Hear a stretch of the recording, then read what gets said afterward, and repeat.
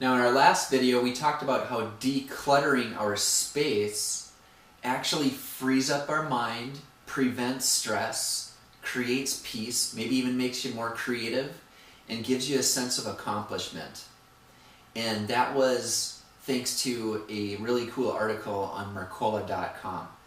Now I want to talk about something that's really cool from an author, one of my favorite authors, Stephen Covey, and he talks about how to use our time. Now, we can't manage time, we can't manage the clock, but we can manage our activities and how we use our time.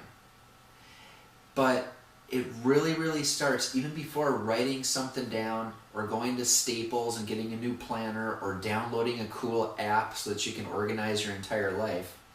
It really even starts before that. It starts maybe with some soul searching.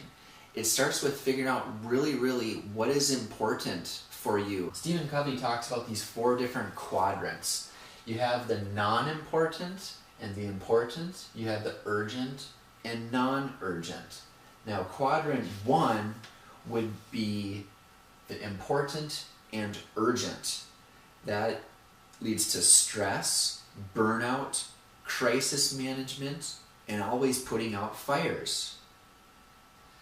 Quadrant 3, the non-important yet urgent things.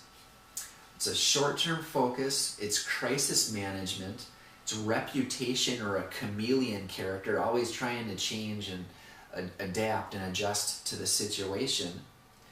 It sees goals and plans as pretty much worthless because we can't see into the future because we're just always dealing in the urgent. Can feel like a victim and out of control, haven't got a grip. Clearly that person hasn't taken time to reflect on what is really important, what their priorities are, what their big why is in life. They don't have much of a philosophy, certainly a philosophy on time management. And also quadrants 3 and 4, total irresponsibility. We're talking about dealing all the time in non-important stuff and non-urgent stuff. Total irresponsibility, fired from jobs, dependent on others or the institutions for pretty much all of their basics. So that leaves us with quadrant 2, the non-urgent yet important. This has to do with vision and perspective, balance, discipline, control, and few crises.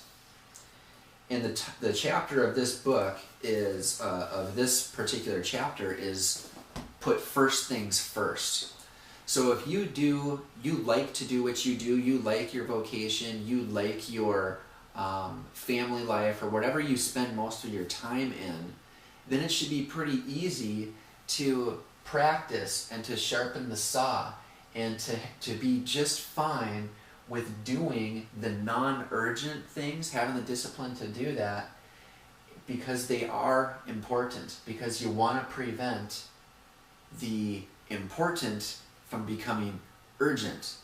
And that's why going to the chiropractor while you already feel good is a great decision, because if you wait until crisis mode, and if you wait too long, it might even turn out to something that chiropractic can't help you with anymore. See, we're tapping into your body's own ability to heal itself. But there's got to be a certain amount of control. If you lose control, now you have to do the most invasive thing. And unfortunately, there's potential side effects from having to fight those fires, dealing with the importance, having not made it urgent, waited too long. We have to look at our priorities.